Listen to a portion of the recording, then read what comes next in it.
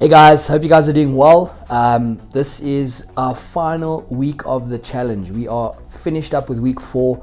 We're going into week number 5. Hopefully most of you have been able to stick to the tasks that's been given over the last couple of weeks. I have managed to chat to quite a few guys doing the challenge personally, and a lot of guys have experienced some great results. I want us to take this week and potentially share some of your results with everybody else on the group. I think we'll have some more accurate data once you've seen or been to your follow-up appointment with Jamie. That's going to give you some really good insight, but hopefully by now, even without that, you feel better, you look better, and you're feeling a little bit more positive. The last week is, again, it's tough, but let's make sure that we stick it through. Let's stay strong for the last week. Even from a mental perspective, like if you're feeling better, it's easy to say, okay, well, I'm pretty much done. Let me just, have that chocolate that I've been craving or something like that.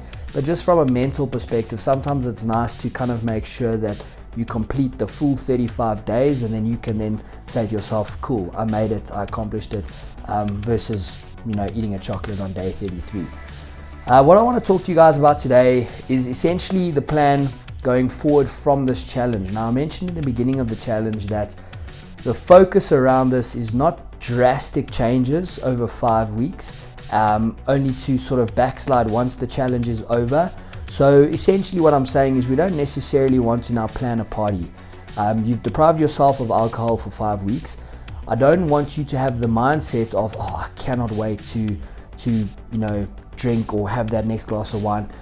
Absolutely enjoy your first beer, enjoy your first glass of wine, but don't plan to have a huge party over the next couple weekends. Finally I can drink.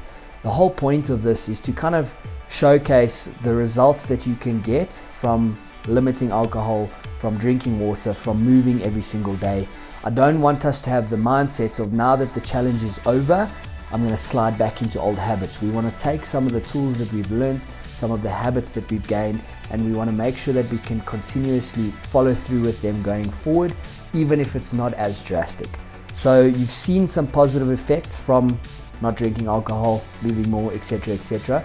So now we're starting to practice, or we need to start practicing some moderation. So I've seen that over 5 weeks of not drinking, how good it can be for my body. So I do enjoy drinking every so often, but I'm going to limit that intake, and I'm only going to drink every so often, or when I drink, I'm going to cap myself at a certain amount, and I'm going to make sure that, in the back of my mind, I realize the healthy habits associated with making those kinds of decisions.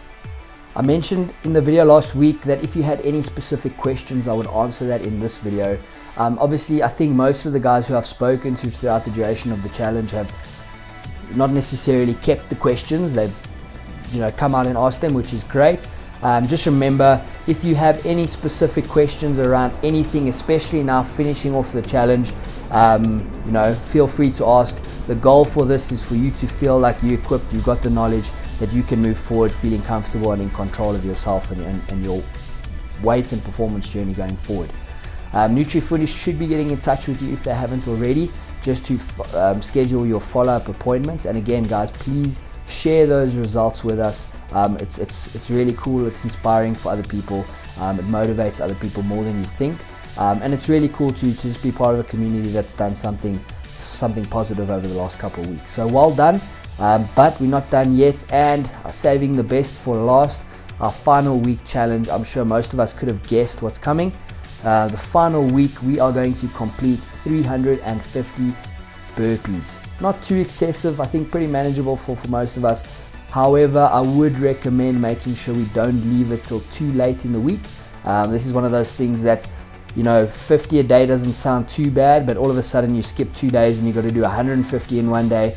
That's bad. So make sure that we start chipping away. It doesn't even have to be 50 in one session. I would potentially do 10 in the morning or 20 in the morning, save some for later on in the day. Have a look at the workouts this week on the Gritbox side and the CrossFit side, so that you can then plan your obviously those burpees that we do in either class will count towards the total number as well.